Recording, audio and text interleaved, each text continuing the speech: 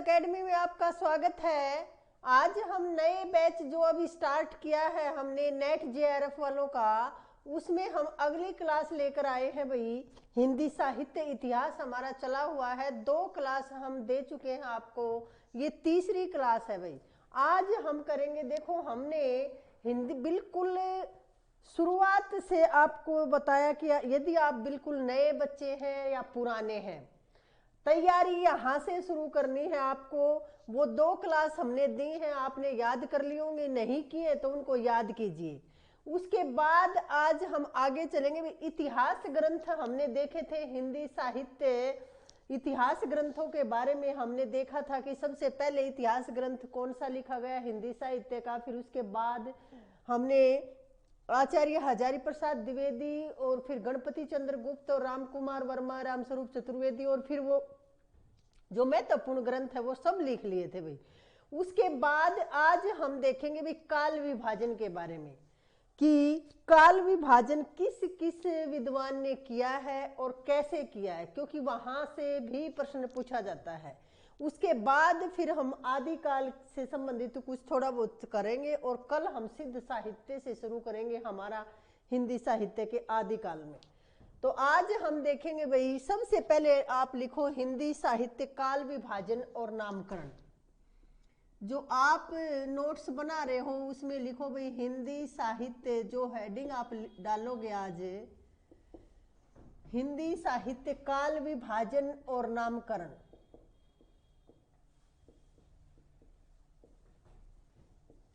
देखो वैसे थोड़ी थोड़ी जानकारी वो इतिहास ग्रंथ लिखते समय भी दी गई थी आपको, लेकिन आज सिर्फ हम नामकरण और इनके बारे में ही देखेंगे भाई। देखो पहला जो इतिहास ग्रंथ लिखा गया वो गारसादी तासी ने लिखा था भाई। उसमें कोई काल विभाजन का प्रयास नहीं किया गया, वर्णानुक्रम पद्धति में लिखा गया था, यानी शब्दकोश के अनुसार आप उसको बोल सकते हो। उसके बाद शिव सिंह सरोज ने लिखा, उसमें भी कोई काल विभाजन नहीं है। काल विभाजन का जो प्रथम प्रयास किया गया वो किया गया था भी जॉर्ज ग्रियर्सन के द्वारा।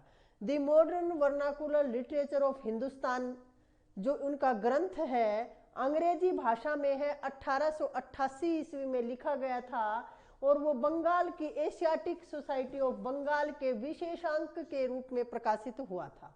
उस ग्रंथ में इन्होंने काल विभाजन, यानी कि यहां से प्रश्न आपसे क्या पूछा जाएगा, कई बार पूछा भी गया है और आगे भी पूछा जाएगा कि हिंदी साहित्य में सर्वप्रथम काल विभाजन किसने किया, तो वहां क्या आएगा भाई, ग्रियर्सन ने। और देखो ग्रियर्सन ने कैसे काल विभाजन किया, तो आप लिखो ग्रियर्सन ने जो काल विभाजन किया है भाई, तो आप लिखो भाई ग्रियर्सन का काल विभाजन।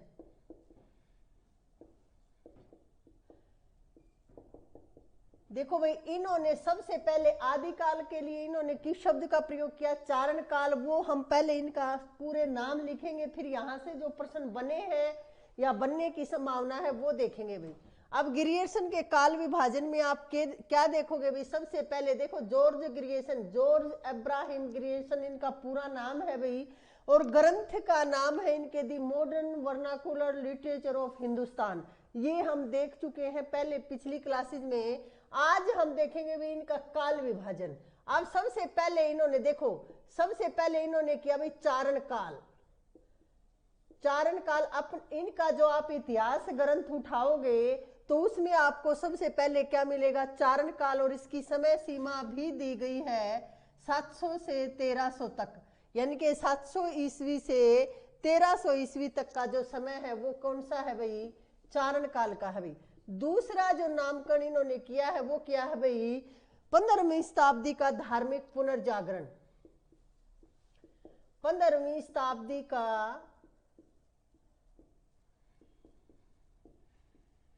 धार्मिक पुनर्जागरण। तीसरा जो काल विभाजन इन्होंने किया है वो क्या है भाई, जायसी की प्रेम कविता।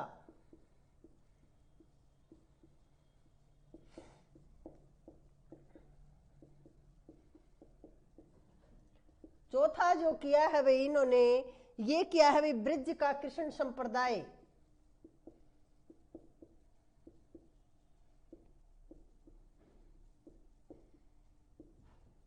फिर किया है भाई इन्होंने मुगल दरबार,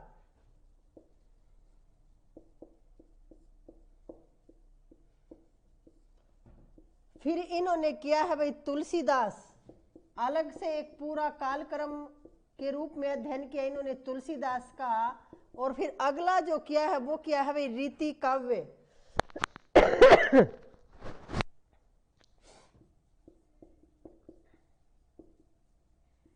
और अगला फिर किया है इन्होंने तुलसीदास के प्रवर्ती कवि। देखो भाई प्रवर्ती और पूर्ववर्ती, पूर्ववर्ती यानी के पहले के, प्रवर्ती यानी के बाद के कवि। तुलसीदास के बाद के कवियों को इसमें लिखा तुलसीदास के प्रवर्ती कवि। फिर 18वीं शताब्दी, अगला जो लिखा इन्होंने, देखो यहां लिखेंगे भाई, सभी एक साथ लिखने जरूरी है ये, वरना याद नहीं होगा। फिर अगला जो इन्होंने किया है काल विभाजन है, वो क्या है भाई 18वीं शताब्दी।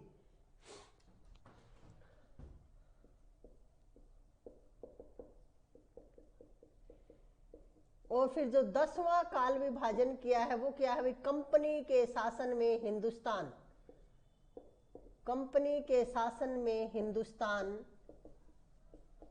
कंपनी आप समझते हो कि जो 1600 ईस्वी से 1857 ईस्वी तक हमारे भारत पर जो शासन किया था वो किया था ईस्ट इंडिया कंपनी ने। 1857 की क्रांति के बाद 1858 में फिर शासन हो गया था सीधा किसके, इंग्लैंड के अधीन हो गए थे हम। और 11वां है भाई महारानी विक्टोरिया। अब देखो 1858 के बाद हम ब्रिटेन के अधीन हो गए, यानी कि महारानी विक्टोरिया के अधीन हो गए। महारानी विक्टोरिया के शासन में हिंदुस्तान।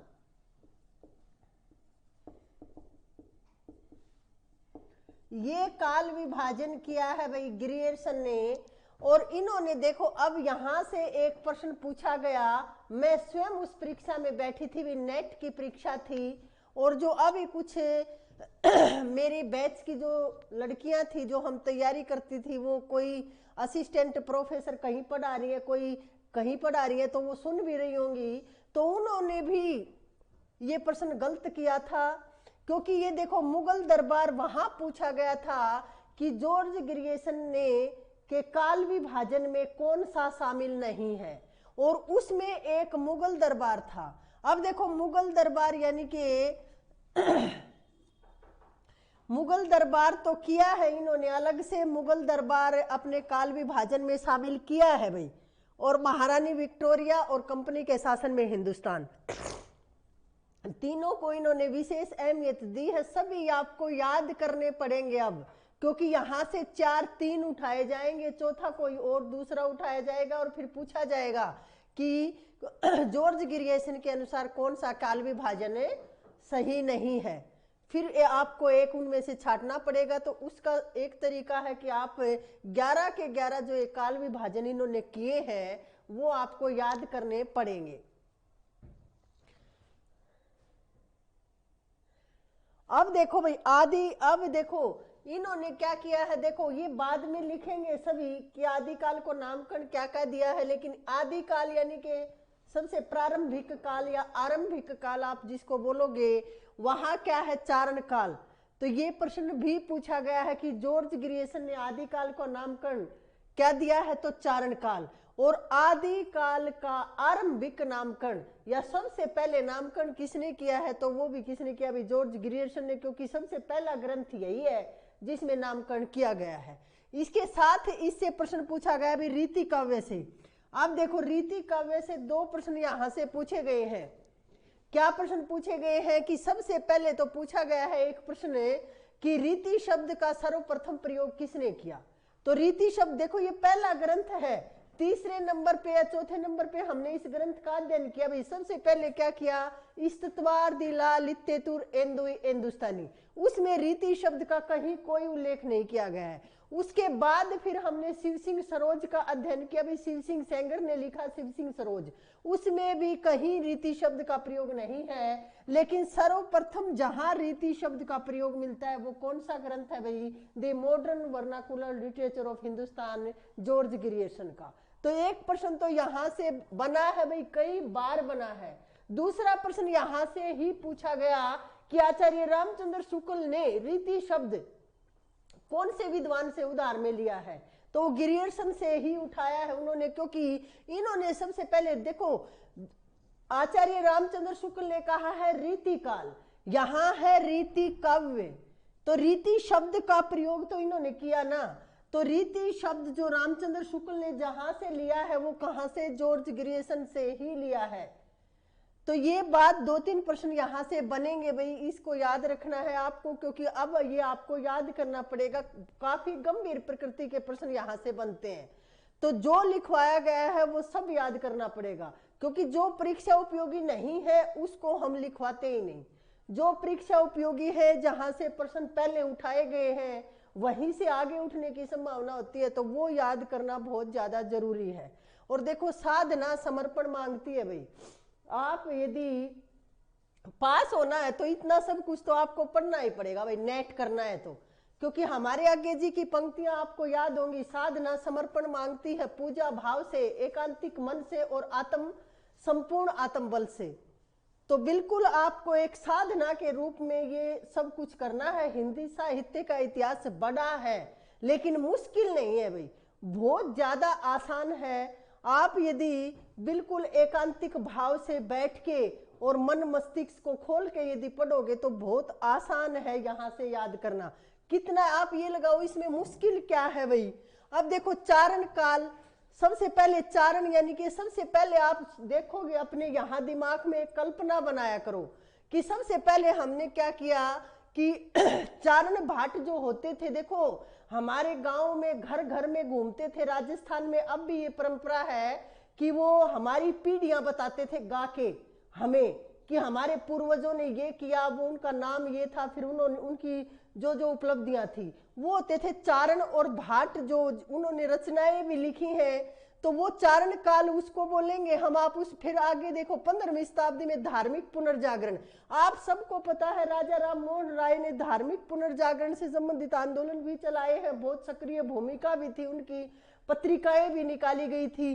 तो धार्मिक जो पुनर्जागरण की, क्योंकि उस समय ये लगाओ धर्म, एक ये लगाओ कि बिल्कुल जो रूढ़ी हमारे समाज में जो जड़ और खत्म कर रही थी समाज को, उस समय पुनर्जागरण की भावना जगाने वाले थे राजा राम मोहन राय। उन्होंने उस समय को इन्होंने क्या प्रदर्शित कर दिया, 15वीं शताब्दी का धार्मिक पुनर्जागरण, क्योंकि यूरोप में भी उस समय ये चले हुए थे भाई। अब देखो जायसी की प्रेम कविता, अब देखो जायसी अपने आप में ही एक प्रसिद्ध आदमी है भाई, मलिक मोहम्मद जायसी। पद्मावत एक फिल्म भी बन चुकी है, वो आप सब लोगों ने देखी होगी, लेकिन वो हकीकत नहीं है। यहाँ जो हमारा ग्रंथ आप पढ़ोगे ना वो अलग है थोड़ा सा, लेकिन वो हमारी गरिमा को ही प्रदर्शित करता है कि ऐसे ऐसे राजा महाराजा महारानियां रही हैं हमारे देश काल में। फिर देखो ब्रज का कृष्ण संप्रदाय, अब इसको कौन नकारेगा, आप सबको पता है भाई।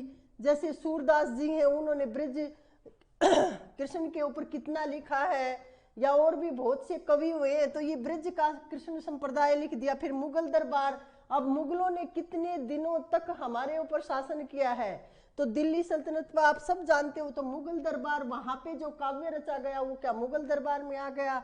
उसके बाद फिर तुलसीदास, अब तुलसीदास को कौन नहीं जानता भाई, छोटा बच्चा हिंदी का, यदि आप हिंदी भी नहीं, कोई विदेशी भी अगर होगा ना वो भी जानता है, अगर भारत में आया होगा तो कभी तुलसीदास जी को, क्योंकि तुलसीदास जी ने ही तो हिंदू धर्म का सबसे जो धार्मिक ग्रंथ है रामचरितमानस उसकी रचना की थी। फिर रीति काव्य है भाई, अब देखो दरबारी जीवन शुरू होगा, वह श्रृंगारिक रचनाएं लिखी जाने लगी तो रीति काव्य आ गया। फिर तुलसीदास के प्रवृत्ति कवि, उसके बाद में भी कुछ अच्छे कवि हुए हैं, उनके बारे में लिख दिया। फिर 18वीं शताब्दी और फिर कंपनी के शासन में हिंदुस्तान कैसा था, क्योंकि हम गुलाम रहे कितने दिनों तक, कोई बोलने की आजादी नहीं, कुछ करने का इतना ज्यादा उन्नति हमारी उस समय नहीं थी। और फिर उसके बाद थोड़ा सा परिवर्तन आया जब कंपनी का शासन खत्म हुआ और महारानी विक्टोरिया का शासन आया। तो यहां तक का आपको ये याद करना है भाई। उसके बाद हम आगे देखते हैं, इनके बाद फिर मिश्र बंधु विनोद, उसमें काल विभाजन किया गया है। इसमें देखो 11 अध्याय है भाई, 12वें अध्याय में उपसंहार लिखा हुआ है, वो भी अध्याय 11 है, 12वें नंबर पे क्या है, उपसंहार है। अब आगे देखेंगे भाई हम मिश्र बंधु विनोद, ये लिख चुके हो आप। इसके बाद हम अगला करेंगे भाई मिश्र बंधु विनोद। मिश्र बंधु विनोद, मिश्र बंधु 3 भाई थे भाई, ये हम सब पढ़ चुके हैं, क्योंकि यहां से भी प्रश्न आते हैं ना, तो वो हम पिछली क्लास आप जाके देखना, सब बिल्कुल पढ़ चुके हैं। आज हम सिर्फ काल विभाजन पढ़ेंगे कि उन्होंने देखो इन्होंने क्या किया है, 11 भागों में विभाजित कर दिया। आगे मिश्र बंधुओं ने 5 भागों में विभाजित किया है भाई हिंदी साहित्य के इतिहास को। तो लिखो भाई मिश्र बंधुओं के अनुसार या मिश्र बंधु विनोद, क्योंकि मिश्र बंधुओं के ग्रंथ का नाम क्या है, मिश्र बंधु विनोद। अब तक तो आपको याद हो गया होगा, क्योंकि मैं बार बार उस क्लास में पता नहीं कितनी बार मैंने ये नाम लिया होगा। और ये देखो आप लोग जानते हो, अच्छी बात है, लेकिन जो बिल्कुल नए बच्चे आए हैं ना, उनको कई बार ये डाउट रहता है कि ये ग्रंथ का नाम है या रचनाकार का नाम है। तो इसीलिए हम बार बार उनको ये बताते हैं कि ये रचना, क्योंकि शिव सिंह सरोज के बारे में एक बार प्रश्न ये आ चुका है कि शिव सिंह सरोज रचना का नाम है ग्रंथ का या शिव सिंह सेंगर, और वहां भी बच्चों का गलत हुआ, क्योंकि शिव सिंह सरोज ऐसा लगता है कि किसी नाम है किसी का, लेकिन ये ग्रंथ का नाम है, किसी व्यक्ति का नाम नहीं है। व्यक्ति का नाम लिखने वाले का नाम था शिव सिंह सेंगर। अब देखो भाई मिश्र बंधुओं के, मिश्र बंधु विनोद में मिश्र बंधुओं द्वारा किया गया काल विभाजन लिखेंगे भाई आज हम। क्योंकि अब देखो इन्होंने क्या किया है, सबसे पहले किया है भाई इन्होंने आरंभिक काल, काल विभाजन किया है, हिंदी साहित्य के इतिहास को विभाजित किया है अपने तरीके से। इन्होंने सबसे पहले इन्होंने क्या किया भाई, आरंभिक काल। अब देखो यहां से प्रश्न बनेंगे, पहले नाम लिख लो, फिर यहां से जो प्रश्न बनेंगे उनके बारे में बताएंगे भाई। अब देखो आरंभिक काल, इसको क्या किया, इनको 2 भागों में बांटा भाई, इसको ही इसी को, क्योंकि एक कालखंड को 2 भागों में बांटने की प्रवृत्ति के जन्मदाता कौन है, मिश्र बंधु। ये लिखवाएंगे अब आगे आपको। देखो आरंभिक काल को क्या किया इन्होंने, पूर्व आरंभिक काल, पूर्व आरंभिक काल या आप इसको इकट्ठा करके लिखोगे तो पूर्वारंभिक, यहां आ लग जाएगा और फिर आरंभिक। ये अलग इसलिए लिखा है क्योंकि पहले लिखवाया था, फिर बच्चों को डाउट हुआ। फिर देखो उत्तर आरंभिक काल ऐसे लिखेंगे, फिर इनके बीच में आपको ये लगाना पड़ेगा।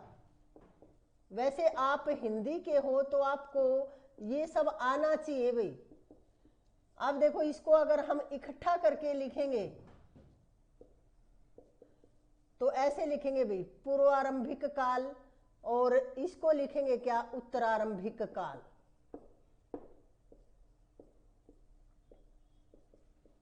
अब देखो भाई इसमें क्या है, इन्होंने समय सीमा रखी है भाई इसकी 700 से 1300, इसकी जो पूर्व आरंभिक है इसकी लिखी है, रखी है भाई इन्होंने समय सीमा बताई है इसकी भी 700 विक्रमी से 1343 विक्रमी।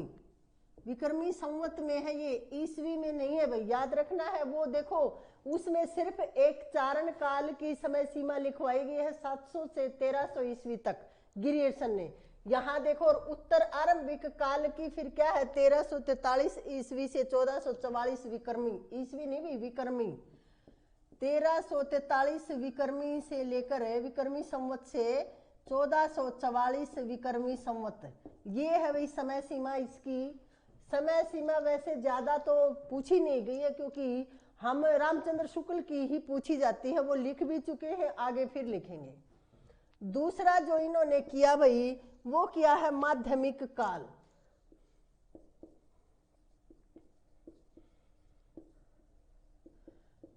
अब देखो इसके फिर से 2 भाग किए हैं भाई, पूर्व माध्यमिक और उत्तर माध्यमिक। पूर्व माध्यमिक काल और फिर उत्तर माध्यमिक काल। 2 भाग किए भाई। इसका फिर से किया भाई कितना, 1445 से लेकर 1560 विक्रमी तक, 1445 से लेकर 1560 विक्रमी, ये समय सीमा इसकी है भाई। और इसकी जो समय सीमा है वो है भाई 1561 से 1680 विक्रमी।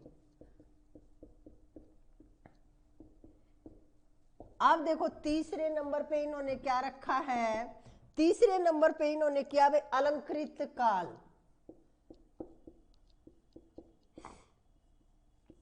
अब अलंकृत काल में फिर पूर्व अलंकृत काल और उत्तर अलंकृत काल, फिर से 2 भाग किए हैं, पूर्व अलंकृत काल और उत्तर अलंकृत काल।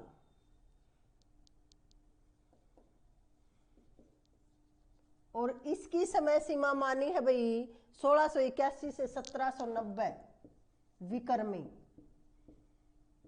और इसकी मानी है फिर 1791 विक्रमी से लेकर फिर मान ली भाई क्या 1889 विक्रमी। और फिर चौथे नंबर पे देखो इन्होंने 5 किए हैं भाई। कई बार पूछ लिया जाता है कि वैसे तो उनके 11 थे ग्रेजुएशन के, वैसे हम 4 याद रखते हैं, मैं क्योंकि हम चार ही को मान्य है। आचार्य रामचंद्र शुक्ल जी का काल विभाजन ही सर्वमान्य है और उन्होंने 4 भागों में बांटा है, लेकिन इन्होंने 5 में बांटा है, ये याद रखना है। चौथे नंबर पे देखिए परिवर्तन काल। और परिवर्तन काल की समय सीमा है भाई 1890 से लेकर 1924 विक्रमी तक। और फिर इन्होंने अगला जो काल विभाजन किया है वो किया भाई वर्तमान काल। 5वें नंबर पे क्या किया है भाई वर्तमान काल। और वर्तमान काल की समय सीमा 1926 से अब तक मानी है भाई, 1926 विक्रमी से अब तक।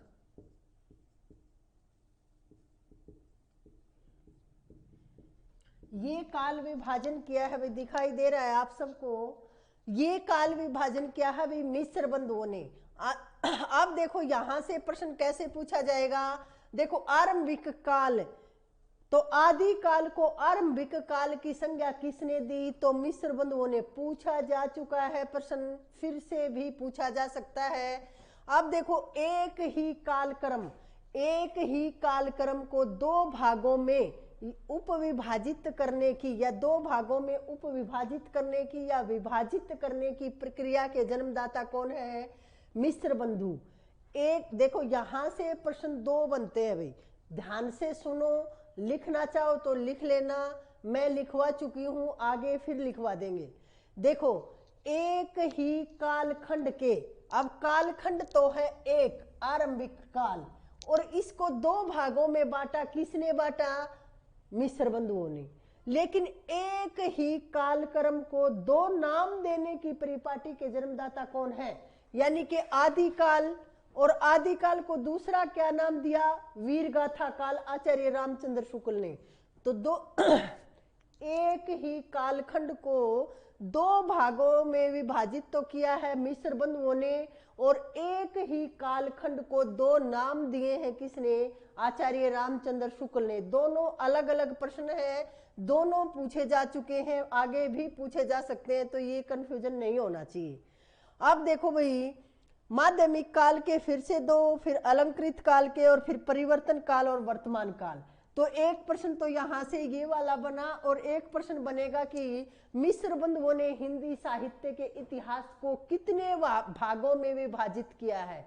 तो वहां प्रश्न क्या बनेगा भाई, 5 भागों में विभाजित किया है, आपके सामने है।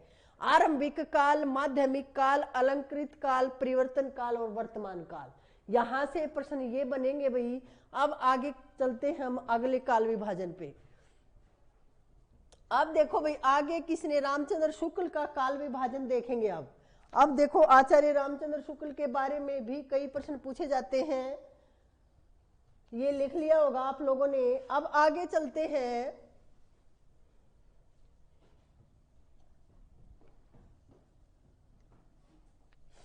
देखो ये छोटी छोटी बारीकियां जो मैं आपको बता रही हूं, यहां से गलती होती है भाई, और इसीलिए बताया जा रहा है कि अब गलती न हो आपसे, क्योंकि जो चीज बताई जाएगी वहां आप गौर करोगे और एक दूसरे को जोड़ के देखा करो। इन्होंने ये कहा है, इसको इन्होंने ये कहा। तुलनात्मक अध्ययन की प्रवृत्ति यदि आप में होगी तो आप बहुत अच्छा अध्ययन करेंगे भाई। अब देखो भाई, हम करेंगे आचार्य शुक्ल का, आचार्य रामचंद्र शुक्ल का काल विभाजन।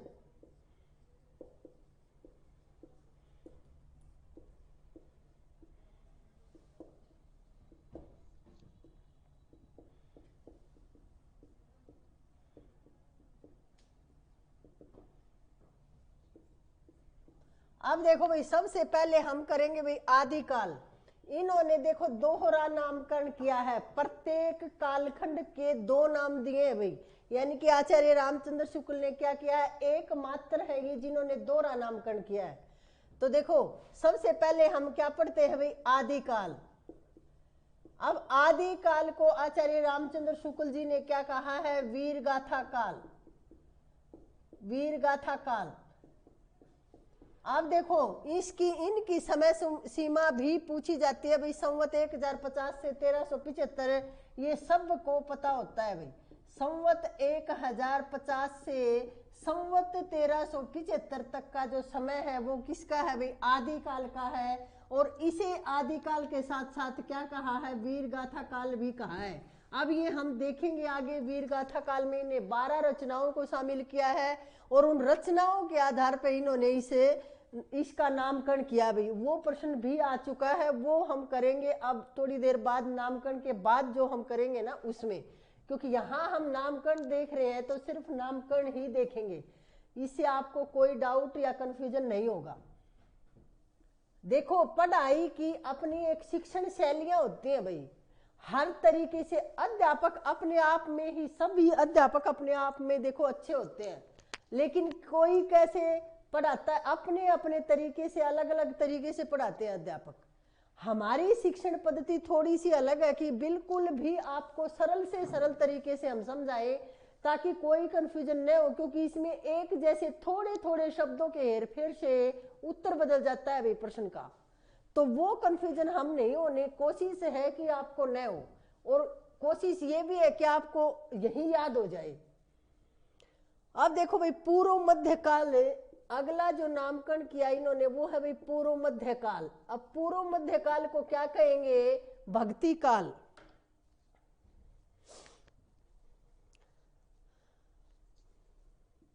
इसका जो दूसरा नाम है भाई वो है भक्ति काल। अब सबको पता है ये है, इसकी समय सीमा है भाई संवत 1375 से 1700 तक, संवत 1375 से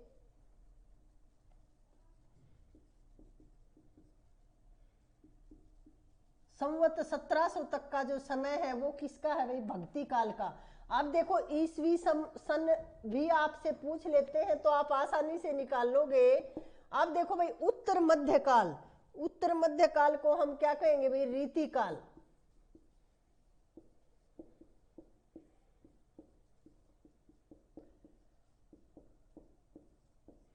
इसकी समय सीमा है भाई संवत 1700 से संवत 1900 तक का जो समय है वो आप किस में गिनेंगे भाई, संवत 1700 से संवत 1900 तक का जो समय है, 1900 है भाई, ये 9 है ये, संवत 1700 से 1900 तक का जो समय है वो किसका है भाई, रीति काल का, या उसी का जो नाम है वो है उत्तर मध्य काल।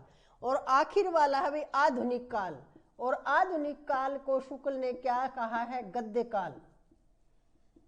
एक तो नाम दिया आधुनिक काल और एक क्या कहा भाई, गद्य काल, क्योंकि गद्य रचनाओं का आविर्भाव इस काल से प्रारंभ हुआ था। और इसकी समय सीमा है भाई संवत 1900 से 1984।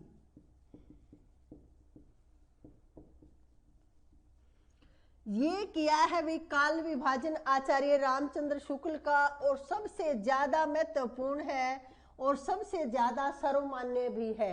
अब यहां से एक प्रश्न तो यही बनेगा कि एक कालखंड के दो नाम देने वाली परिपाटी किसने चलाई? आचार्य रामचंद्र शुक्ल ने। अब एक प्रश्न यहां से क्या बनेगा कि पूर्व मध्य काल को आचार्य रामचंद्र शुक्ल ने क्या कहा है? भक्ति काल। इसी तरह से प्रश्न बनेगा उत्तर मध्य काल को आचार्य रामचंद्र शुक्ल जी ने क्या नाम दिया है? रीति काल। इसी तरह से आधुनिक काल को क्या कहा है? गद्य काल। अब यहां से एक प्रश्न वो रीति वाला ही बना है कि रीति शब्द आचार्य रामचंद्र शुक्ल ने कहां से उठाया है? तो ये उठाया भी इन्होंने जॉर्ज ग्रियर्सन के ग्रंथ दी modern vernacular literature of Hindustan से। ये प्रश्न कई बार आ चुका है और मैंने कई बार आपको बताया है। बताने का मकसद यही है कि महत्वपूर्ण प्रश्न है, बार बार पूछा जा रहा है। आजकल जो अभी परीक्षाएं हुई हैं उनमें ही पूछा जाता है ये, तो अब भी आपको मिल सकता है। तो रीति शब्द का सर्वप्रथम प्रयोग किसने किया? जॉर्ज ग्रियर्सन ने।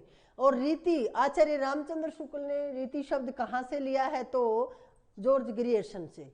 ये है भाई आचार्य रामचंद्र शुक्ल का काल विभाजन। इसके बारे में प्रश्न जो बनते हैं वो हम बता चुके हैं। अब आगे देखते हैं भाई हम राम कुमार वर्मा का काल विभाजन, क्योंकि वहां से भी कई बार प्रश्न पूछ लिए जाते हैं। ये समय सीमा भी, और किसी काल विभाजन की समय सीमा याद रखो न रखो, ये समय सीमा आपको कंठस्थ होनी चाहिए कि आचार्य रामचंद्र शुक्ल के अनुसार आदिकाल की समय सीमा संवत 1050 से 1375, भक्ति काल की समय सीमा संवत 1375 से 1700 तक, और रीति काल की समय सीमा संवत 1700 से 1900 तक, और आधुनिक काल की समय सीमा है भाई संवत 1900 से 1984 तक। ये है भाई आचार्य रामचंद्र शुक्ल का। आगे देखते हैं भाई राम कुमार वर्मा का काल विभाजन, क्योंकि राम कुमार वर्मा इन्होंने देखो 4 भागों में बांटा है भाई। हिंदी साहित्य के इतिहास को, लगभग 900 वर्षों के इतिहास को इन्होंने 4 भागों में बांटकर अध्ययन किया है भाई। ये प्रश्न भी पूछा जाता है। तो देखो इन्होंने 4 में, लेकिन मिश्र बंधुओं ने 5 भागों में बांटा था। और अब जो पढ़ेंगे हम राम कुमार वर्मा, उन्होंने भी 5 भागों में बांटा है। अब हम देखेंगे भाई राम कुमार वर्मा का काल विभाजन। उन्होंने किस तरह से हिंदी साहित्य के इतिहास को विभाजित किया है। राम कुमार वर्मा का इतिहास ग्रंथ याद है आपको? देखो आचार्य रामचंद्र शुक्ल का इतिहास ग्रंथ क्या था? हिंदी साहित्य का इतिहास 1929 ईस्वी। याद रखना है भाई, सन भी पूछा जाता है। हरियाणा की जो एस्टेट पीजीटी की परीक्षा में जो पीजीटी का एस्टेट था उसमें भी पूछा गया था ये सन, हिंदी साहित्य का इतिहास कब लिखा गया था। तो ये 1929 ईस्वी में लिखा गया था भाई, याद रखना है। और इसका ये पहले वाला नाम भी पूछ लिया जाता है, हिंदी शब्द सागर की भूमिका के रूप में इसका क्या नाम था? हिंदी साहित्य का विकास। वो हम करवा चुके हैं और आगे भी अब चलेंगे तो ये सब बातें आएंगी भाई। अब देखो राम कुमार वर्मा का काल विभाजन लिखेंगे भाई। राम कुमार वर्मा का जो इतिहास ग्रंथ है उसका नाम है भाई हिंदी साहित्य का आलोचनात्मक इतिहास 1938 ईस्वी में। ये अधूरा ग्रंथ है, ये हम पढ़ चुके हैं पिछली क्लास में। आज हम काल विभाजन देखेंगे भाई। राम कुमार वर्मा का काल विभाजन, इन्होंने हिंदी साहित्य के इतिहास को किस तरह से विभाजित करके अध्ययन किया है वो देखेंगे भाई। सबसे पहले इन्होंने लिखा भाई संधि काल। अब देखो भाई संधि काल, अब संधि काल की समय सीमा बताई हुई संवत 750 से 1000, संवत 750 से, और फिर इन्होंने बताया भी 1000 विक्रमी, संवत विक्रमी 1000 तक ये समय सीमा बताई है। तो सिर्फ ये याद रखना है भी आपको, क्योंकि ये पूछ लेते हैं कि राम कुमार वर्मा के अनुसार हिंदी साहित्य का प्रारंभ कब से माने, तो फिर आपको ये बताना होता है भाई। वैसे ये जो ईस्वी या ये जो समय सीमा है आपको सिर्फ आचार्य रामचंद्र शुक्ल की याद कर लो, और जो पहली है वो सभी की याद कर लो, क्योंकि प्रारंभ और अंत के बारे में कई बार पूछ लेते हैं भाई। अब दूसरे नंबर पे इन्होंने कहा भी चारण काल। देखो ग्रियर्सन ने चारण काल कहा था, लेकिन इन्होंने चारण काल से भी पहले संधि काल, ये छोटे छोटे अंतर याद रखने हैं भाई आपको। संवत 1000 से 1375 तक का जो समय है इन्होंने बताया है भाई 1375, संवत 1375 तक का समय चारण काल का है। और फिर इन्होंने बताया है भी भक्ति काल, तीसरे नंबर पे इन्होंने भाई भक्ति काल बताया है, ये संवत 1375 से 1700 तक है भाई, संवत 1375 से 1700 तक। अब तो ये देखो रामचंद्र शुक्ल वाला ही आंकड़ा आ गया। और चौथे नंबर पे इन्होंने क्या कहा है भाई, रीतिकाल। अब रीतिकाल की समय सीमा इन्होंने वही मानी है जो आचार्य रामचंद्र शुक्ल ने मानी है, संवत 1700 से संवत 1900 तक। और फिर पांचवें नंबर पे इन्होंने आधुनिक काल को रखा है भाई। और आधुनिक काल की समय सीमा मानी है इन्होंने संवत 1900 से अब तक, संवत 1900 से अब तक। ये काल विभाजन किया है भाई राम कुमार वर्मा ने। इनके ग्रंथ के का नाम भी पूछा जाता है, उसकी समय वो कब लिखा गया वो भी पूछा जाता है, वो अधूरा है और सिर्फ भक्ति काल तक है, वो भी तथ्य आपको याद रखने हैं। और फिर ये काल विभाजन भी याद रखना है, राम कुमार वर्मा ने। देखो वैसे काल विभाजन नहीं पूछा जाता इनका, यहां से प्रश्न क्या बने हैं एक दो वो बताते हैं अभी आपको। देखो सबसे पहले तो राम कुमार वर्मा के इतिहास ग्रंथ का नाम और आपको क्या पता होना चाहिए वो कब लिखा गया, 1938 ईस्वी में। उसके बाद फिर पूछा जाएगा कि आदि काल को संधि और चारण काल किसने कहा, कई बार प्रश्न पूछा गया है, तो फिर क्या नाम आएगा भाई उसमें, राम कुमार वर्मा। दोनों को इकट्ठा करके पूछा गया, कई बार पूछा जाता है आदि काल को संधि काल किसने कहा, तो एकमात्र है यही है, इन्होंने इसको संधि काल कहा है। और कई बार पूछा गया है कि आदि काल को चारण काल नामकरण देने वाले, तो फिर उसमें दो आएंगे भी, क्योंकि देखो चारण काल ग्रियर्सन ने सर्वप्रथम आदि काल को चारण काल की संज्ञा किसने दी, ग्रियर्सन ने, क्योंकि ग्रियर्सन तो पहले आ गए। अब उसके बाद इन्होंने भी दी है, तो दोनों भी ऑप्शन में कई बार मिले हैं कि राम कुमार वर्मा और ग्रियर्सन दोनों ने, तो फिर आप दोनों उत्तर दोगे, उसका उत्तर क्या होगा, दोनों। और ये पूछ लिया जाए कि आदिकाल को चारण काल सर्वप्रथम किसने कहा, तो फिर आप क्या बताओगे, ग्रियर्सन बताओगे भी, फिर राम कुमार वर्मा नहीं होगा। अब देखते भी, और 5 भागों में विभाजित किया है, ये भी अपने आप में एक प्रश्न है भाई। राम कुमार वर्मा ने हिंदी साहित्य के इतिहास को 5 भागों में विभाजित करके अध्ययन किया है या 5 भागों में बांटा है। आगे हम देखेंगे भैया। अब देखो ज्यादा तो वैसे देखने की जरूरत नहीं है, लेकिन गणपति चंद्र गुप्त का या फिर नगेंद्र का और देख लो, क्योंकि नगेंद्र का हम देख चुके हैं, वो आके फिर छायावाद के 2 भाग करते हैं ना, वहां से वो महत्वपूर्ण हो जाता है। तो 2 ही और बचे हैं, देख लेते हैं, क्योंकि हमें तो सब कुछ अध्ययन करना है भाई, कुछ भी नहीं छोड़ना है।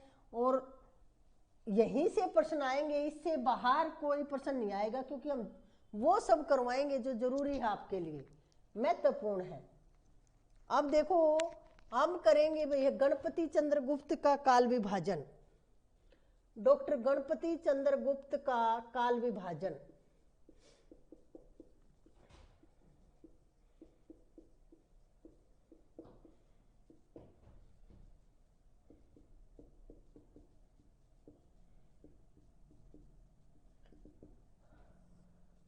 अब ये वही है भाई, डॉक्टर गणपति चंद्र को कौन से हैं, ये इनका इतिहास ग्रंथ है भाई, हिंदी साहित्य का वैज्ञानिक इतिहास 1965 ईस्वी में।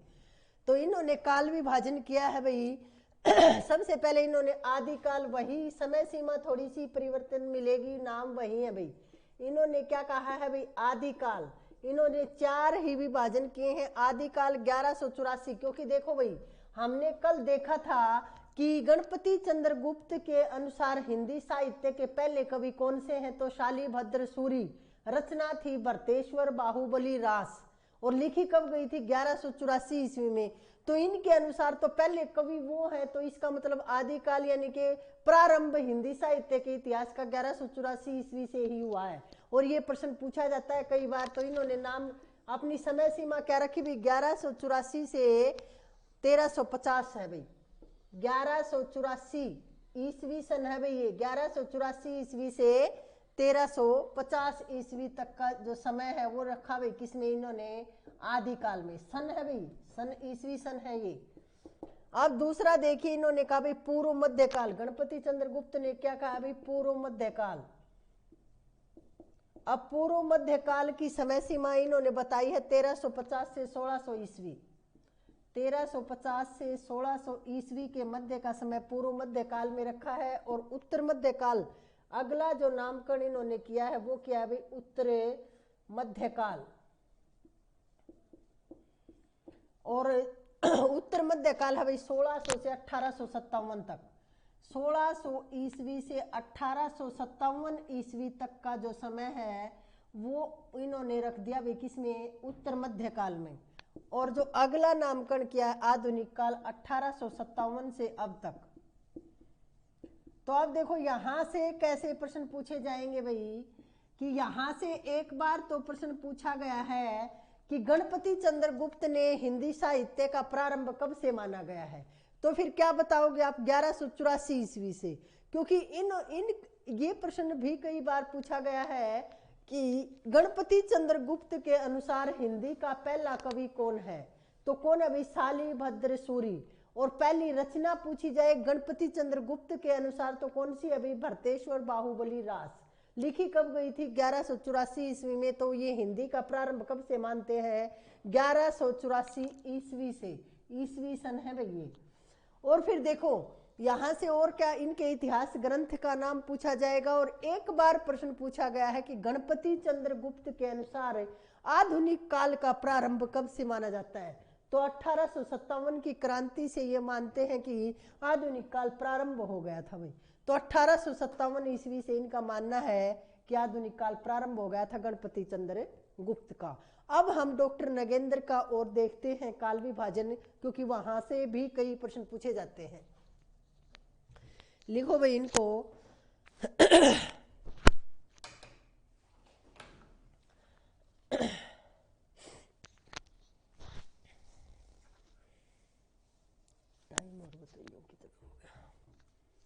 अब देखो भाई हम डॉक्टर नगेंद्र का देखते हैं भाई काल विभाजन, क्योंकि उन्होंने इतिहास ग्रंथ तो नहीं लिखा, ये भी अपने आप में एक प्रश्न है। और इन्होंने संपादित किया है भाई हिंदी साहित्य के इतिहास को। हिंदी साहित्य का इतिहास इस नाम से इन्होंने संपादन कार्य किया और उसमें काल विभाजन किया है डॉक्टर नगेंद्र ने। तो हम लिखेंगे भाई डॉक्टर नगेंद्र के अनुसार या डॉक्टर नगेंद्र द्वारा संपादित ग्रंथ। डॉक्टर देखो ये भी लिख लो, क्योंकि ये प्रश्न भी कई बार पूछा गया है। फिर देखेंगे और भी यहाँ से जो प्रश्न बनते हैं वो डॉक्टर नगेंद्र द्वारा संपादित। देखो लिखा नहीं है इन्होंने कोई भी ग्रंथ, इतिहास ग्रंथ नहीं लिखा है, सिर्फ संपादित किया है भाई, संपादित ग्रंथ। और किस नाम से संपादित किया है, हिंदी साहित्य का इतिहास। हिंदी साहित्य का इतिहास। देखो हिंदी साहित्य का इतिहास ग्रंथ लिखा तो किसने, अभी रामचंद्र शुक्ल ने। आप सबको पता है सबसे ज्यादा विशुद्ध वैज्ञानिक इतिहास माना जाता है, लेकिन संपादित किया है इसी नाम से इन्होंने, डॉक्टर नगेंद्र ने। और इसमें जो काल विभाजन डॉक्टर नगेंद्र ने किया है वो कौन सा किया है भाई, संपादित ग्रंथ के अनुसार काल विभाजन लिख लेना। क्योंकि फिर आपको बार बार ये संपादित बताने का मतलब यही है कि आपको याद रहे कि इन्होंने इतिहास ग्रंथ लिखा नहीं है, सिर्फ संपादित किया है।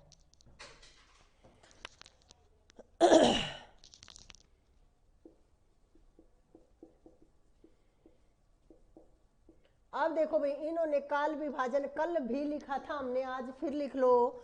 देखो आदि काल लिखा हुई, इनकी समय सीमा भी पूछी जाती है। आदि काल की समय सीमा क्या मानी भाई, 7वीं सदी के मध्य से 14वीं सदी के मध्य तक। आदि काल की 7वीं सदी के मध्य से और 14वीं सदी के मध्य तक।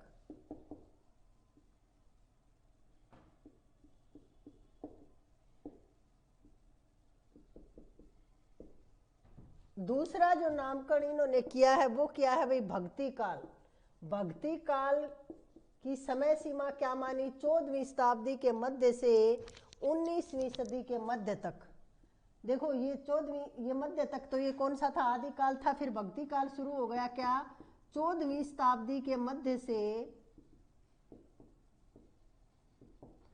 और कब, 19वीं सदी के मध्य तक।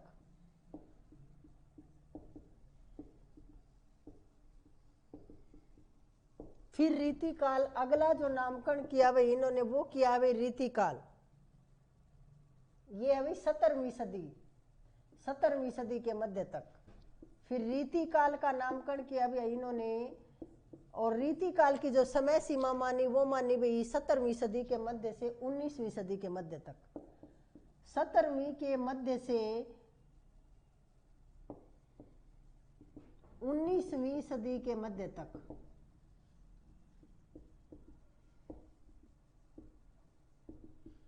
ये समय सीमा मानी हुई रीतिकाल की। और अगला जो नामकरण किया इन्होंने आधुनिक काल, 19वीं सदी के मध्य से जो प्रारंभ हुआ, अगला किया भाई आधुनिक काल।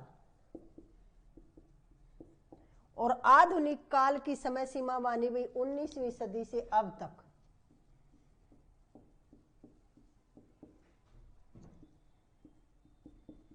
अब देखो भाई आधुनिक काल, यहां से प्रश्न पूछा जाता है, यहां से प्रश्न बनेंगे भाई इन्होंने आधुनिक काल में क्या किया भाई, भारतेंदु काल।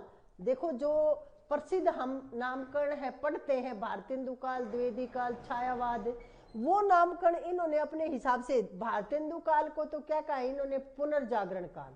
यहां से कई बार प्रश्न पूछे गए हैं भाई, और ये लिखने हैं आपको क्योंकि यहां से अब भी प्रश्न पूछा जाएगा। पुनर्जागरण काल, ये तो किसको कहा, भारतेंदु काल को। और जागरण सुधार काल किसको कहा, द्विवेदी युग को कह दिया इन्होंने क्या, जागरण सुधार काल।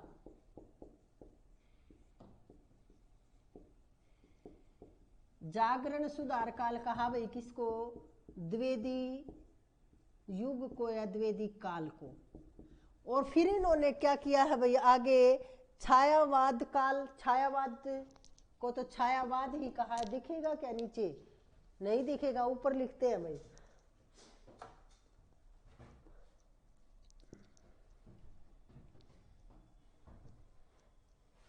देखो भाई ये छायावाद आधुनिक काल को ही लिखते हैं पूरा फिर से, क्योंकि यहां से प्रश्न पूछा जाएगा भाई, बनता है, ये बहुत महत्वपूर्ण है। देखो आधुनिक काल, डॉक्टर नगेंद्र के अनुसार जो आधुनिक काल है भाई 1900 से अब तक का समय क्या है, आधुनिक काल का है भाई 19वीं सदी से या अब तक का। अब देखो भाई इसमें इन्होंने क्या किया है, सबसे पहले हम पढ़ते हैं भाई भारतेंदु काल आधुनिक काल में, लेकिन इन्होंने भारतेंदु काल को क्या कहा है, पुनर्जागरण काल।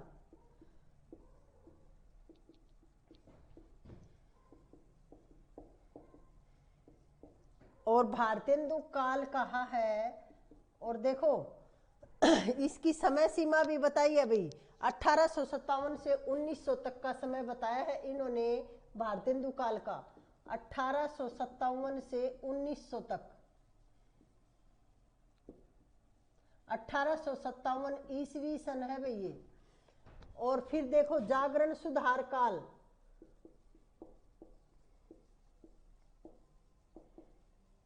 आप देखो कई बार कई किताबों में है ना, ये जो तिथि है ना ये गलत लिखी मिलती है, लेकिन हम सबसे ज्यादा जो प्रामाणिक मानते हैं वो डॉक्टर नगेंद्र को, इतिहास, डॉक्टर नगेंद्र के इतिहास ग्रंथ को मानते हैं तिथियों के हिसाब से।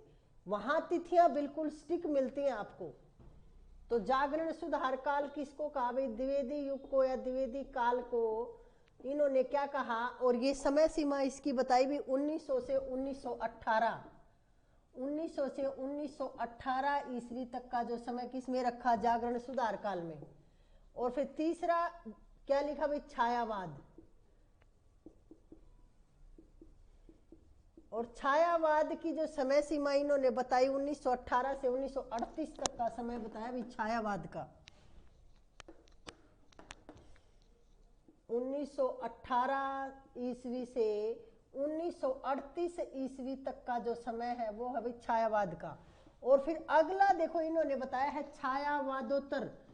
अब इन्होंने देखो प्रगतिवाद या प्रयोगवाद आगे जो हम पढ़ते हैं वो इन्होंने कैसे किया है। देखो छायावादोत्तर काल कहा। अब इन्होंने छायावाद के बाद जो आए उनको क्या कहा, छायावादोत्तर काल।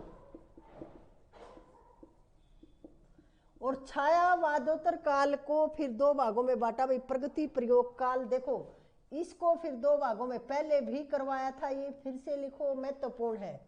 छायावादोत्तर काल को क्या कहा, प्रगति, हम जिसे प्रगति काल कहते हैं ना भाई, अलग समय सीमा जो 1938 से पढ़ते हैं, फिर उसके बाद 1943 में हम प्रयोगवाद पढ़ते हैं, और जिसमें वो तार सप्तक है आगे वाला, वो सब पढ़ते हैं प्रयोगवाद। उनको इकट्ठा कर दिया इन्होंने, प्रगति प्रयोग काल, इन्होंने नाम दे दिया प्रगति और प्रयोग काल, इकट्ठा कर दिया। और इसकी समय सीमा बता दी फिर 1938 से 1953 तक, यानी कि दोनों इकट्ठे हो गए तो समय सीमा भी बढ़ गई। और फिर इसको आगे बता दिया फिर नवलेखन काल, नवलेखन काल। और नवलेखन काल का समय है भाई 1953 से अब तक। ये किया है भाई डॉक्टर नगेंद्र ने अपने संपादित ग्रंथ में हिंदी साहित्य के इतिहास का काल विभाजन। अब यहां से प्रश्न कैसे पूछे जाते हैं वो देखिए। अब यहां से एक बार प्रश्न पूछा गया कि डॉक्टर नगेंद्र ने ना कौन से ऐसे आचार्य या इतिहासकार हुए हैं जिन्होंने हिंदी साहित्य इतिहास ग्रंथ नहीं लिखा। अब वो कौन थे, डॉक्टर नगेंद्र ही थे, क्योंकि और सभी ने इतिहास ग्रंथ लिखे हैं, लेकिन इन्होंने क्या किया है, संपादित किया है। अब देखो ये एक बार यहाँ से प्रश्न, अब यहाँ से प्रश्न कई बने हैं भाई। भारतेंदु काल को कई बार प्रश्न पूछा गया है। देखो मैंने देखा है, जो आप यूपी में ये जो परीक्षाएं होती है ना, जो जूनियर लेक्चरर बनते हैं, वहां भी प्रश्न पूछा गया है। हरियाणा में जो स्क्रीनिंग टेस्ट हुआ था वहां भी प्रश्न पूछा गया है कि भारतेंदु काल को पुनर्जागरण काल की संज्ञा किसने दी, तो किसने दी भी, डॉक्टर नगेंद्र ने दी। या फिर द्विवेदी काल को जागरण सुधार काल की संज्ञा किसने दी, डॉक्टर नगेंद्र ने दी। और यहां से एक बार प्रश्न पूछा गया था भाई, एनवीएस की परीक्षा थी या केवीएस की, उसमें कि द्विवेदी युग की कौन सी विशेषता नहीं है। और जो आप किताबें पढ़ते हो ना उसमें सुधारवादी तो लिखा कहीं नहीं लिखा हुआ। और वो सुधारवादी आया और फिर बच्चों ने क्या किया कि वो गलत की कि सुधारवादी कोई भी विशेषता नहीं है द्विवेदी युग की। लेकिन आप लोगों ने ये ध्यान नहीं किया कि हर बात प्रश्न घुमा के पूछा जाता है भाई। जरूरी नहीं है हम जिस लैंग्वेज में आपको बता रहे हैं ऐसे ही प्रश्न पूछा जाएगा, थोड़ा सा हेर फेर करके आपको विचलित करने की कोशिश की जाती है। यदि आप थोड़ा सा वहां दिमाग लगाते तो देखो इस काल का नाम ही है जागरण सुधार काल, जागृत भी करना और सुधार भी करना, तो इसकी विशेषता क्यों नहीं होगी। ये पहले भी मैंने बताया है, अब फिर बता रही हूँ। विशेषता लिखेंगे, एक एक की अलग अलग लिखवाएंगे, और जो पूछे जा चुके हैं उसमें तो हम समाधान कर देंगे भाई। अब आप ये गलती नहीं करोगे, लेकिन क्या पता थोड़ा सा हेर फेर करके और प्रश्न पूछ लिया जाए, तो आप थोड़ा सा यहां से अपने दिमाग भी लगाया करो। ये नहीं है कि जो लिखवाया जा रहा है उसको रटते जा रहे हो। अब विशेषता इसमें अलग से ना लिखवाएं तो भी आपको स्पष्ट दिखाई दे रहा है कि क्या है, जागरण सुधार काल। इसमें देखो अब, और एक बात और भी ध्यान रखो आप, जितने भी काल विभाजन है या जो भी है, जो भी जितने कवि हुए हैं जिन्होंने रचनाएं की हैं, वाद निकाले हैं, पत्रिकाएं निकाली हैं, वो सुधार के लिए ही निकाली हैं। समाज में जो रूढ़ियां फैल गई थी उनसे बचने के लिए, जागृत करने के लिए, सुप्त अवस्था में जो पड़े हुए हैं, समाज की उन्नति के लिए। तो ये है भाई इनका विशेष महत्व होता है भाई। और देखो इतिहास क्या होता है, आप इतिहास पढ़ते हो भाई, इतिहास क्या होता है कि हम पीछे जो हो चुका है उसको पढ़ेंगे। लेकिन यहाँ तो आप देखोगे कि जो समाज में आज जो हमारे गलत है उनके लिए जागृति आज भी हम पढ़ेंगे, देखेंगे। अभी मैंने देखो आपको आते ही बताई एक पंक्ति आगे जी की, वो सुधारवादी ही तो है। आप लोगों के लिए इससे अच्छा उत्साहवर्धक मोटिवेशनल स्पीच क्या हो सकता है कि साधना समर्पण मांगती है पूजा भाव से, एकांतिक मन से और संपूर्ण आत्म बल से। अब बताओ इसके लिए लंबी लंबी आप अलग से मोटिवेशनल स्पीच सुन रहे हो, क्या मतलब है भाई, हमारे हिंदी एक संवेदनात्मक विषय है और हिंदी पढ़ने वाले बच्चे जीवन जीना जानते हैं, हर मुसीबत का सामना कर सकते हैं। बुद्धि, आप मनोविज्ञान में पढ़ोगे बुद्धि क्या है, बुद्धि है भाई जीवन में जो समस्याएं हैं उनका यदि हमें समाधान करना आ गया तो वो बुद्धि है आपके अंदर। अगर उनका समाधान ही नहीं कर पाए तो फिर बुद्धि नहीं है, क्योंकि बुद्धि जन्मजात होती है, उसको वातावरण उसके अनुसार परिवर्धित किया जा सकता है, बढ़ाया नहीं जा सकता, ये मनोविज्ञान कहता है भाई। तो वो हमारी हिंदी भी हमें सिखाती है यही बात।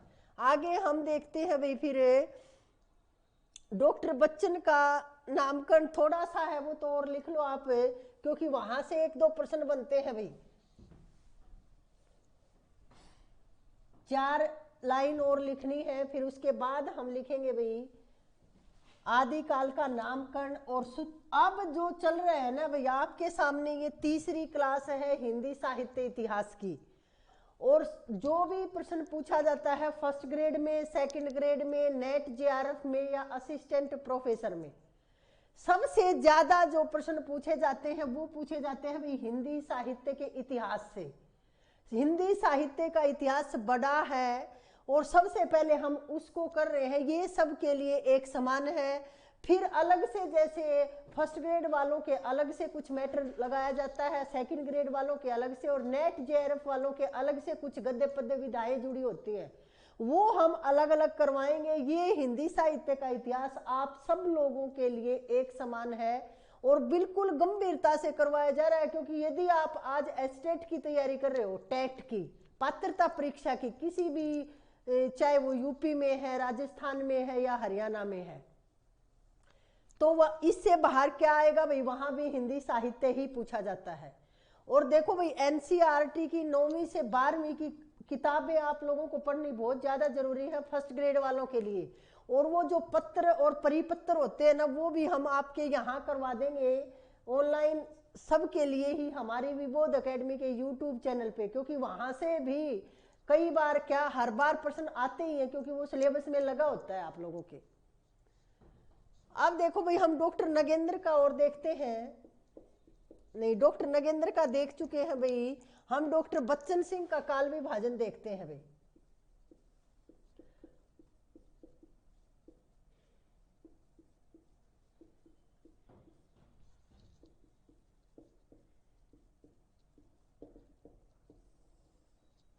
अब देखो भाई डॉक्टर बच्चन सिंह का काल विभाजन देखेंगे हम। इनका इतिहास ग्रंथ कौन सा था, इनके इतिहास ग्रंथ का नाम था हिंदी साहित्य का दूसरा इतिहास। याद रखना है भाई, देखो हिंदी साहित्य का दूसरा इतिहास डॉक्टर बच्चन सिंह का, और हिंदी साहित्य का आधा इतिहास सुमन राजे का, दोनों पूछे जा चुके हैं, दोनों याद रखने महत्वपूर्ण है भाई। 1996 ईस्वी में लिखा था अपना ग्रंथ इन्होंने, और उसमें काल विभाजन क्या किया है भाई, पहले नंबर पे इन्होंने कहा भाई अपभ्रंश काल। अब देखो यहां से प्रश्न बनेगा, आप सबको पता है, कई बार बन चुका है। और फिर दूसरा क्या है भाई, भक्ति काल, यानी कि आदिकाल को क्या नाम दे दिया इन्होंने, अपभ्रंश काल, और तीसरे नंबर पे फिर रीति काल और आधुनिक काल, यही किया इन्होंने, रीति काल, और चौथे नंबर पे फिर आधुनिक काल। ये काल विभाजन किया है भाई किसने, डॉक्टर बच्चन सिंह ने। और समय सीमा लिख लीजिए, समय सीमा देखो आधुनिक काल की कई बार पूछी गई, 1857 से इन्होंने मान्या है। अब यहां से जो प्रश्न बनेंगे वो अब हम लिखवाते हैं आदि काल के अन्य नाम, क्योंकि अब आपने देखा कि आदि काल को चारण काल कहा डॉक्टर ग्रियर्सन ने सबसे पहले, फिर उसके बाद रामकुमार वर्मा ने भी कहा, फिर मिश्र बंधुओं ने आदिकाल को आरंभिक काल कहा, फिर आचार्य रामचंद्र शुक्ल ने आदिकाल को क्या कहा है, वीरगाथा काल। तो ये अलग अलग नाम हो गए। तो अब हम देखते हैं कि कौन से आचार्य ने क्या नाम दिए हैं आदिकाल को। तो अब यहां से प्रश्न लिखो भाई, ये लिख लो। उसके बाद हम लिखेंगे भाई, टाइम कितना हो गया,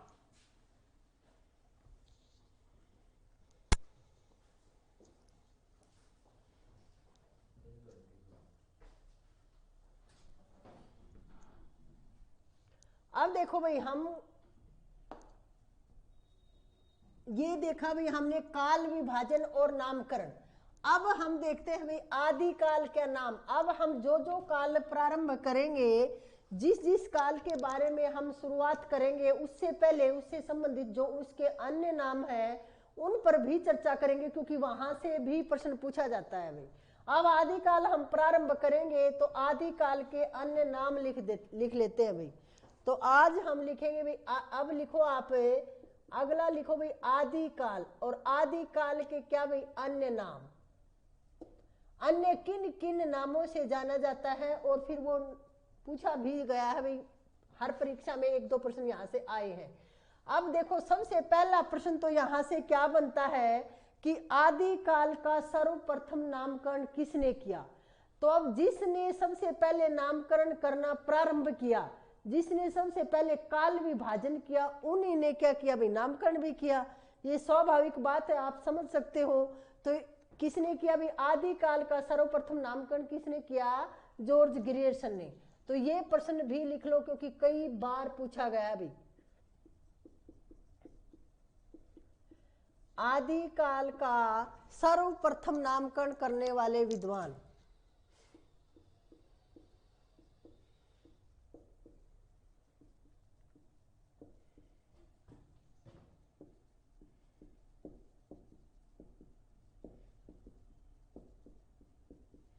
कौन है भाई, ग्रियर्सन है भाई, जॉर्ज ग्रियर्सन। ये आयरलैंड के थे भाई, ये भी एक बार पूछा गया है, याद रखना। वो लिखवा भी बता चुके हैं पिछली क्लासों में हम। अब देखो आदिकाल का एक नाम दिया भाई चारण काल। अब पूछा जाएगा कि चारण काल, यहां तो लिख लो भाई आदिकाल के अन्य नाम और फिर यहां विद्वान का नाम, और फिर उस तरह से आप आराम से अपनी सूची बनाते चलो। चारण काल नाम किसने दिया भाई, जॉर्ज ग्रियर्सन ने। सब जानते हो इस बात को आप।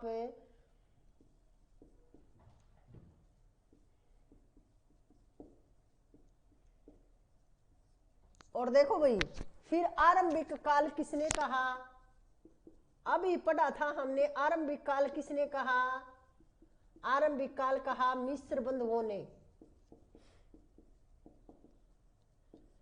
तो इसमें क्या आएगा भाई, मिस्र बंधुओं ने क्या कहा, आदिकाल को आरंभिक काल।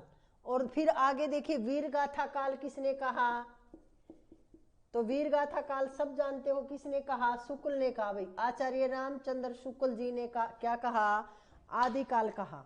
और फिर इसके बाद आदिकाल, देखो ये प्रश्न भी पूछा गया है, ये भी पूछा गया है, ये भी, ये लगाओ आप, सभी पूछे गए हैं। यहाँ जो अब लिखवाऊंगी वो सारे याद करने हैं आपको, बिल्कुल कंठस्थ करने हैं। आदिकाल नाम किसने दिया भाई। अब देखो आदिकाल नाम किसने दिया, आदिकाल नाम दिया है भाई हजारी प्रसाद द्विवेदी ने। याद रखना है भाई, हजारी प्रसाद द्विवेदी ने आदिकाल को आदिकाल नाम दिया है। उसके बाद फिर देखिए सिद्ध सामंत काल। सिद्ध सामंत काल कई बार पूछा गया है भाई, बहुत ज्यादा महत्वपूर्ण है सारे ही।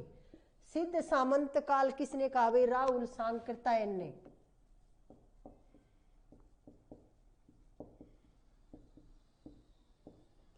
और फिर कहा भाई बीज वपन काल भी कई बार पूछा गया है। तो बीज वपन काल किसने कहा भाई, बीज वपन काल। आदिकाल को बीज वपन काल की संज्ञा किसने दी, महावीर प्रसाद द्विवेदी ने। महावीर प्रसाद द्विवेदी ने।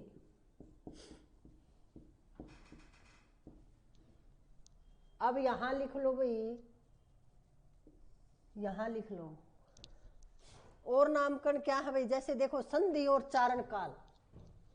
देखो संधि और चारण काल किसने कहा, संधि काल या संधि और चारण काल लिखो आप। ये किसने कहा भाई, राम कुमार वर्मा ने। क्योंकि अब देखो आपके सामने नामकरण हुआ है तो आप आसानी से आप बता सकते हो, क्योंकि आपके सामने ये लिखवाए गए थे। अब देखो इसके अलावा एक पूछा जाता भी आधार काल। आधार काल, आदि काल को आधार काल की संज्ञा किसने दी है? सुमन राजे ने। और ये सुमन राजे ने एक इतिहास ग्रंथ कौन सा लिखा भाई? हिंदी साहित्य का आधा इतिहास। और डॉक्टर बच्चन सिंह का क्या था? हिंदी साहित्य का दूसरा इतिहास। याद रखने, दोनों पूछे जाते हैं भाई। उद्भव काल देखिए, उद्भव काल, आदि काल को उद्भव काल की संज्ञा किसने दी है भाई? वासुदेव सिंह ने दी है।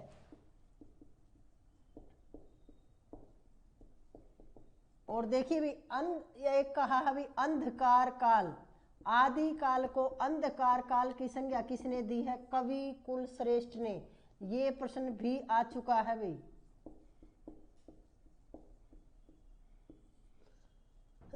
और एक है भाई फिर अपभ्रंश काल। तो अपभ्रंश काल किसने कहा भाई? आदि काल को अपभ्रंश काल की संज्ञा किसने दी है? एक तो अभी आपके सामने किया था हम डॉक्टर बच्चन सिंह ने, और एक क्या धीरेन्द्र वर्मा ने भी दी है। तो आप लिखोगे भाई डॉक्टर बच्चन सिंह मिलेंगे आपको या तो वहां, और धीरेन्द्र वर्मा।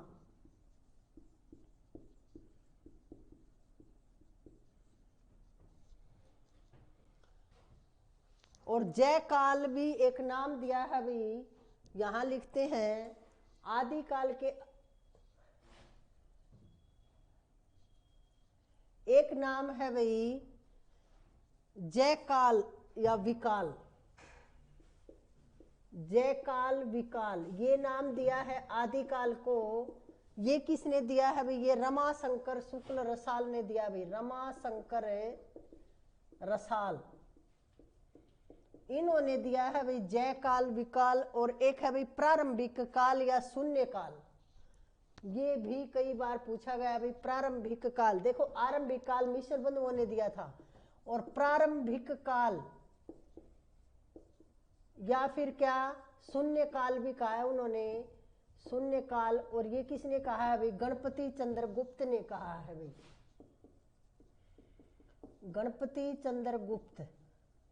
अब देखो ये नाम भी आप लोगों के लिए अनजान नहीं है, आप जान चुके हो। इन सब ने हिंदी साहित्य के इतिहास का काल विभाजन किया और अलग अलग नाम दिए हैं अपने अनुसार। तो ये पूछे जाएंगे भाई आपसे कि आदि काल को प्रारंभिक या शून्य काल किसने कहा है? प्रश्न यहाँ से ऐसे बनेगा, फिर आप उत्तर, और 4 ऑप्शन मिलेंगे आपको। उन 4 विकल्प में आपको एक गणपति चंद्र गुप्त को ढूंढना है भाई, क्योंकि सही उत्तर हमारा होगा गणपति चंद्र गुप्त। ये हमने देखा भी आदि काल के अन्य नामकरण। देखो ये आपको याद करने पड़ेंगे, यहाँ से हर छोटी बड़ी परीक्षा में प्रश्न पूछा जाएगा। ये सेकंड ग्रेड वालों के लिए भी, फर्स्ट ग्रेड वालों के लिए भी, नेट जेआरएफ सभी के लिए है भाई, क्योंकि हर नेट जेआरएफ में तो कितनी बार यहाँ से प्रश्न पूछे गए हैं भाई। अब हम देख लेते हैं थोड़ा सा प्रारंभिक कवियों के बारे में कि हिंदी का प्रथम कवि, थोड़ा सा है 5-7 मिनट का, वो लिखते हैं, फिर व्याख्यान को विराम देंगे, अगले व्याख्यान में करेंगे फिर आगे, क्योंकि फिर हम सिद्ध साहित्य प्रारंभ कर देंगे भाई अगली क्लास से।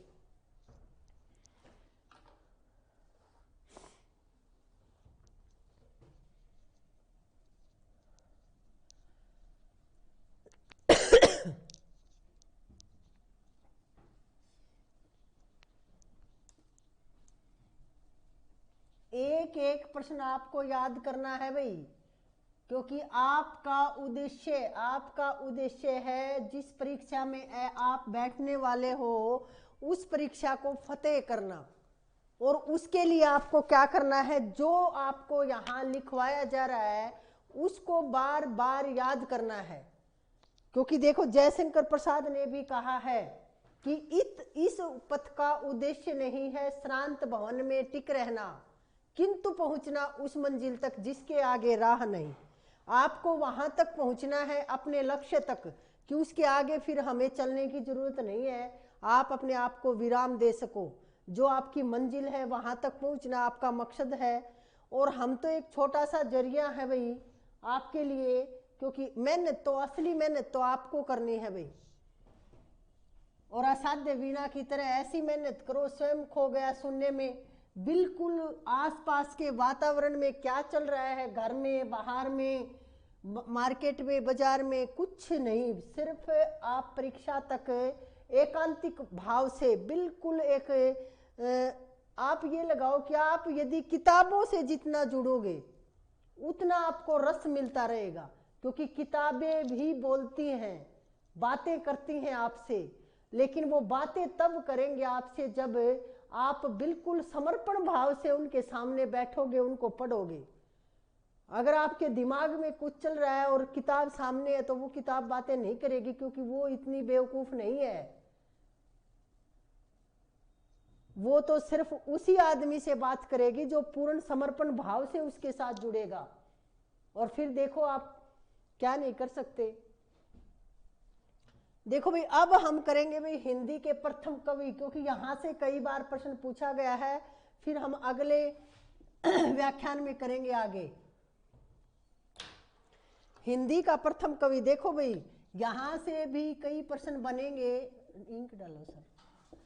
हिंदी के प्रथम कवि लिख लो आप, हिंदी के प्रथम कवि या हिंदी का प्रथम कवि, क्योंकि विभिन्न का ही लिखो आप, क्योंकि एक ही माना है अलग अलग विद्वानों ने। देखो सबसे पहले हमने पढ़ा दी गारसादी तासी को, लेकिन गारसादी तासी ने किसी पहले कवि की अंगद से हेमंत तक 72 कवियों का उन्होंने अध्ययन किया अपने ग्रंथ में, लेकिन हम आगे पढ़ेंगे। अब तक देखो हमने देखा कि कोई अंगद या हेमंत नाम का कवि आया ही नहीं। वो क्या थे? फ्रांसीसी विद्वान थे। सिर्फ उन्होंने ख्याति प्राप्त करने के लिए या किसी तरह से भी लगाओ भाई एक ग्रंथ लिख दिया और उसका नाम दे दिया भाई हिंदी साहित्य का इतिहास। वहां उसमें हिंदी के कवियों को नहीं रखा गया। लेकिन यहाँ हम देखेंगे भी सबसे पहले जो हिंदी कवि, पहले प्रथम कवि की बात की है तो वो की अभी शिव सिंह सरोज में शिव सिंह सेंगर ने। शिव सिंह सेंगर ने हिंदी के प्रारंभ की चर्चा की है। ये कई बार प्रश्न पूछा गया है कि हिंदी के प्रारंभ की चर्चा सबसे पहले किसने की है। तो सबसे पहले तो आप यही प्रश्न लिखिए कि हिंदी के प्रारंभ की चर्चा करने वाले पहले विद्वान, हिंदी के प्रारंभ की चर्चा करने वाले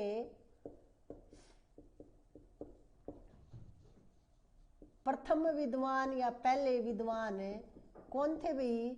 शिव सिंह सेंगर थे। और इन्होंने क्या कहा? शिव सिंह सेंगर, और ग्रंथ का नाम क्या है? शिव सिंह सरोज। उसमें इन्होंने कहा, शिव सिंह सरोज ग्रंथ में इन्होंने क्या लिखा है कि जो हिंदी के पहले कवि हैं वो पुष्य या पुंड नाम के व्यक्ति हुए हैं। इन्होंने अपने ग्रंथ में बताया इनके हिंदी के प्रारंभ की चर्चा करने वाले विद्वान शिव सिंह सेंगर, और शिव सिंह सेंगर के अनुसार हिंदी के पहले कवि कौन है? पुष्य या पुंड। तो आप लिखो शिव सिंह सेंगर के अनुसार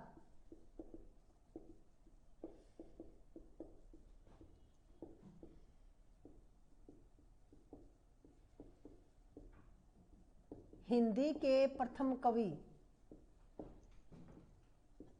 देखो ये शिव सिंह सेंगर के अनुसार है भाई, ये नहीं है कि हिंदी के प्रथम कवि आप इनको मानोगे, ये शिव सिंह सेंगर के अनुसार है।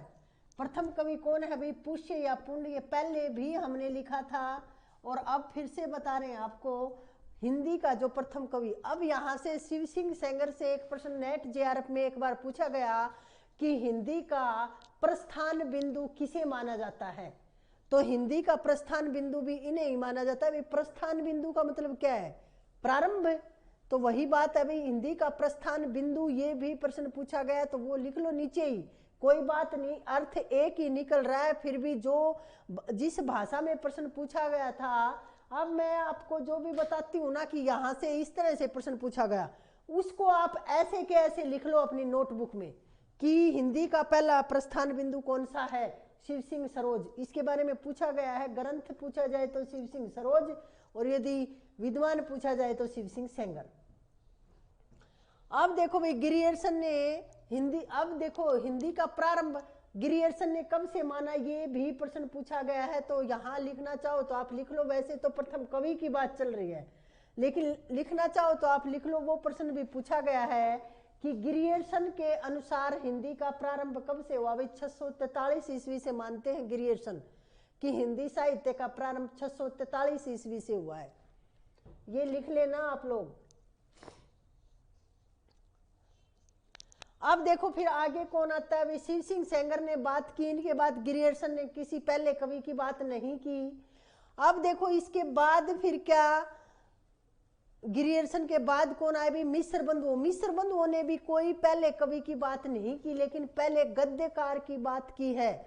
वहां से प्रश्न आता है, पहले कवि की बात तो मिस्र बंधुओं ने नहीं की, लेकिन पहले गद्यकार की बात की है कि हिंदी का पहला गद्यकार गोरखनाथ हुआ है। उन्होंने ऐसा अपने ग्रंथ में लिखा है भी, तो ये लिख लो, क्योंकि अब हम शुरू से आखिर तक देखते चलेंगे।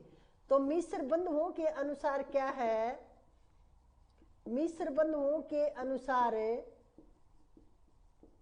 हिंदी के प्रथम गद्यकार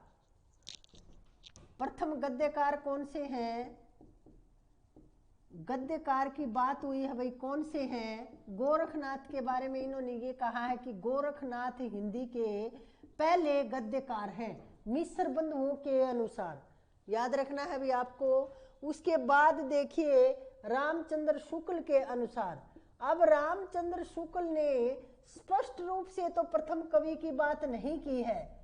रामचंद्र शुक्ल के अनुसार प्रथम कवि, हिंदी का पहला कवि, हिंदी की बात चल रही है ना भाई, तो आप लिखना चाहो तो पूरा लिख लेना कि रामचंद्र शुक्ल के अनुसार हिंदी के प्रथम कवि।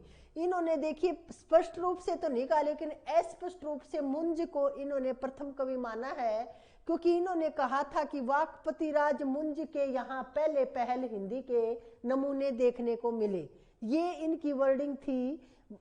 तो या मान सकते हैं कि इन्होंने प्रथम कवि किसको माना है, मुंज कवि को।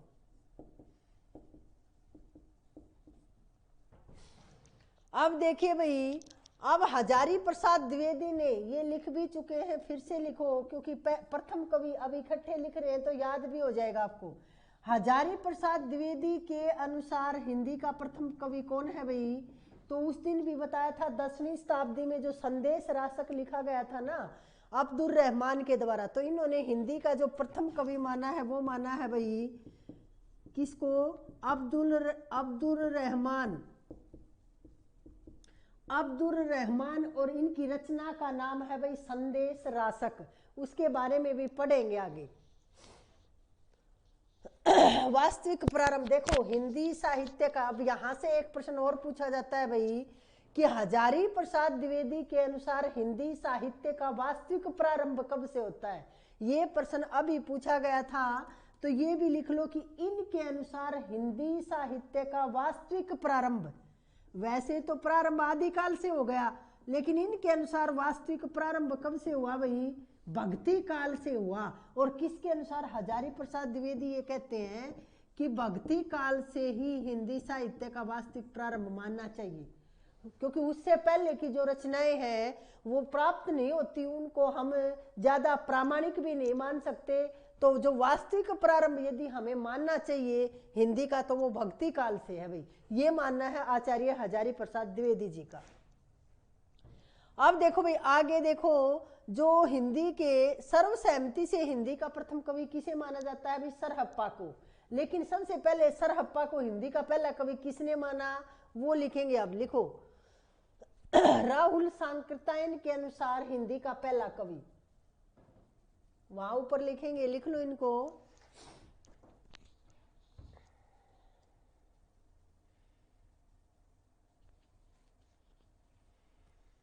अब देखो भाई, गणपति चंद्र गुप्त ने शालिभद्र सूरी को माना है प्रथम कवि, रामकुमार वर्मा ने किसको माना है भाई, स्वयंभू को माना है। वो दो तथ्य भी लिखेंगे। फिर चलते हैं हम पहले कवि को, जो सर्वसहमति से हिंदी का पहला कवि है, उस पे, सरहप्पा पे।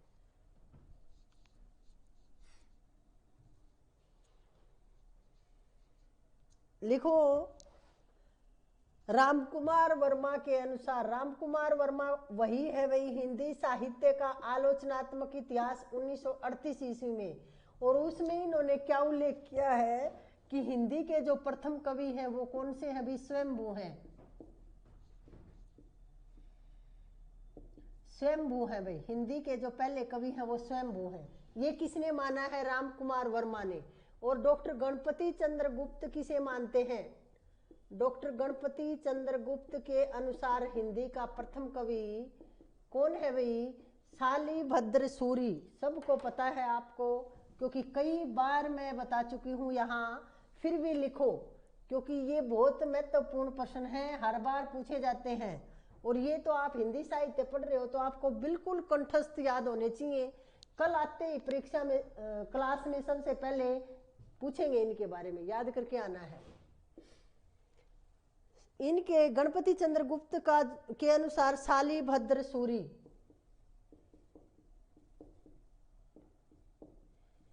आप देखो भाई, शालिभद्र सूरी तो कवि हैं और इन्होंने एक रचना लिखी है भाई, भरतेश्वर बाहुबली रास 1184 ईस्वी में। तो प्रथम गणपति चंद्र गुप्त के अनुसार हिंदी की प्रथम रचना पूछ ली जाए तो कौन सी है, वो भी यही लिख लो भाई।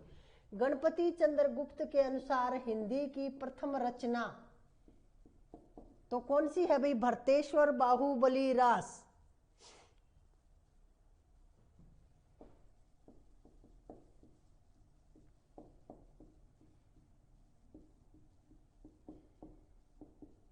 और ये लिखी गई थी 1184 ईस्वी में। और इसीलिए तो कई बार प्रश्न यहाँ से पूछा गया है कि गणपति चंद्र गुप्त के अनुसार हिंदी साहित्य का प्रारंभ कब से हुआ, तो 1184 ईस्वी से भी। बहुत ज्यादा महत्वपूर्ण है, नाम ये भी याद करना है, किसकी रचना है ये भी, और ईस्वी सन भी आपको याद करना है भाई। अब आगे देखते हैं हम। अब आगे देखो भाई, जैसे बच्चन सिंह। अब आगे हम देखेंगे भी राहुल सांकृत्यायन। राहुल सांकृत्यायन ने हिंदी का प्रथम कवि किसे माना है? प्रथम कवि माना है किसको? सरहप्पा को।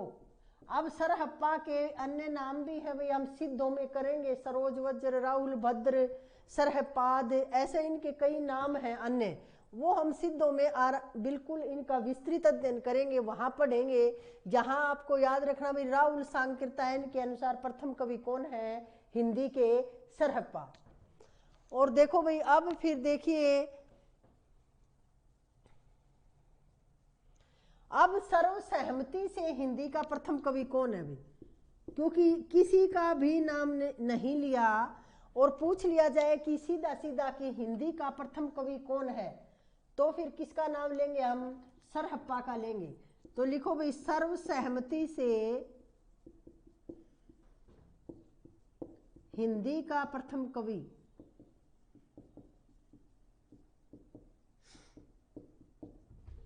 सरहप्पा। और यदि देखो, कई बार एक दो परीक्षा ऐसी हुई है भाई जिसमें ये सरहप्पा मिला ही नहीं आपको वहां, तो यदि सरहप्पा नहीं है विकल्प में आपके पास, तो फिर आप स्वयंभू भी लगा सकते हैं। तो वहां वो स्वयंभू के बारे में पूछना चाह रहा है भाई, तो फिर हम क्या बताएंगे?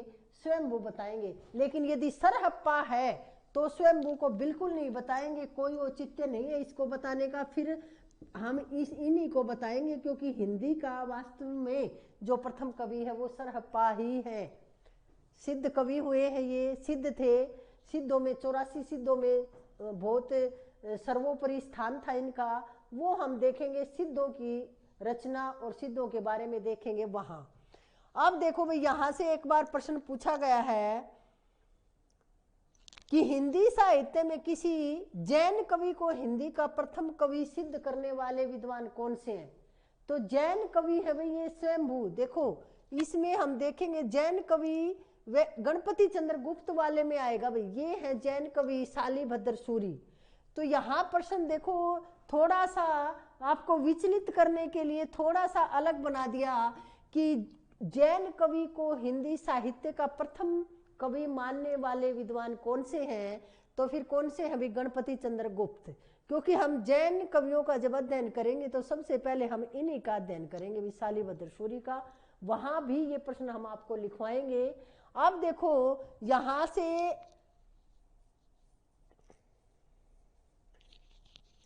एक प्रश्न पूछा गया भाई, हिंदी का प्रथम जातीय कवि किसे माना है?